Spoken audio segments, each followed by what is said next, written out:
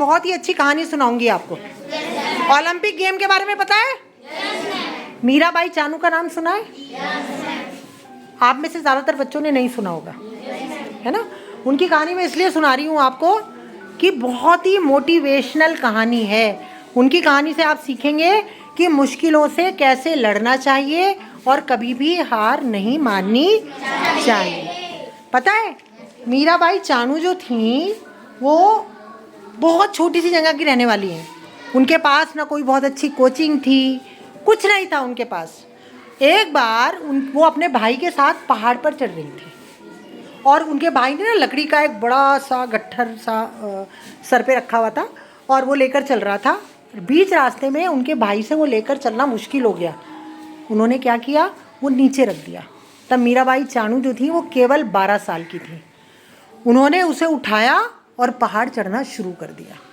उनके भाई को ये देख के बहुत ही अचंभा हुआ कि केवल 12 साल की बच्ची कैसे उठा पा रही है और कैसे चल रही है। तब उन लोगों को ये समझ में आया कि मीराबाई चानू के शरीर में एक विशेष, मतलब एक होता है ना, हर एक की किसी की कुछ विशेष योग्यता होती है कि वो उस काम को बड़े अच्छे से कर पाता है।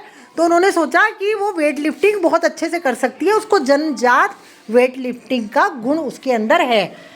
अब उनके पास अच्छी ट्रेनिंग नहीं थी, तो पता है वो क्या किया उन्होंने 24 किलोमीटर की दूरी ट्रक वालों से लिफ्ट ले के पूरी की और 24 किलोमीटर दूर वो ट्रेनिंग के लिए जाने लगे।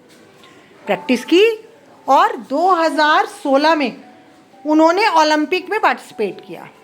जब उन्होंने हिस्सा लिया और वहाँ पर वज़न उठाया, वेट लिफ्टिंग की, तो 3 बार DNF आया। इसका मतलब होता है डिड नॉट फिनिश। उन्होंने जिस तरह से वेट उठाया और रखा वो उस तरीके से क्वालिफाई नहीं हुआ जो उसका एक्चुअल तरीका था। अब उन्हें क्या लगा, मैं इतनी मेहनत करके यहाँ तक आई, मेरे बस का नहीं है, मैं नहीं कर पाऊँगी। लेकिन उन्होंने हिम्मत नहीं हारी, डिप्रेस हुई, लेकिन उस डिप्रेशन से बाहर निकली, दोबारा से कोशिश की और 2017 में उन्होंने गोल्ड मेडल जीता। समझे आप? उसके बाद 2018 में कॉमनवेल्थ गेम में गोल्ड मेडल जीता। 2022 में फिर कॉमनवेल्थ गेम में गोल्ड मेडल जीता और इस बार 2026 में दोबारा से उन्होंने गोल्ड मेडल जीता। जब उन्होंने, पता है, 2017 में मेडल जीता पहला, आप बताओ उन्होंने आने के बाद सबसे पहले क्या किया होगा? खुशी हुई? क्या किया होगा ऐसा? हाँ, उन्होंने, पता है, पहला मेडल जीतने के बाद जितने ट्रक ड्राइवर्स ने उन्हें वो रास्ता कवर कराने में मदद की थी, उन सबको बुलाया, बहुत अच्छे से खाना खिलाया और उनका बहुत बहुत धन्यवाद दिया। उन्होंने कहा, आज मैं जहाँ भी हूँ आप लोगों की वजह से हूँ, है ना। हम जब बेटा कोई कामयाबी हमें मिल जाती है तो हम उन लोगों को भूल जाते हैं कि किन की वजह से हमें ये कामयाबी मिली है। इस कामयाबी का सफ़र तय करने में किस किस ने हमारी मदद की है।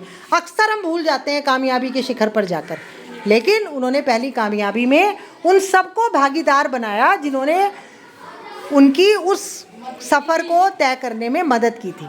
आप लोग धन्यवाद बोलते हैं किसी का? अगर नहीं बोलते हैं तो धन्यवाद बोलना सीखिए। हमें हमेशा उन लोगों का धन्यवाद देना चाहिए जो हमारी किसी भी तरीके से मदद करते हैं। अच्छी थी स्टोरी? ताली बजाइए।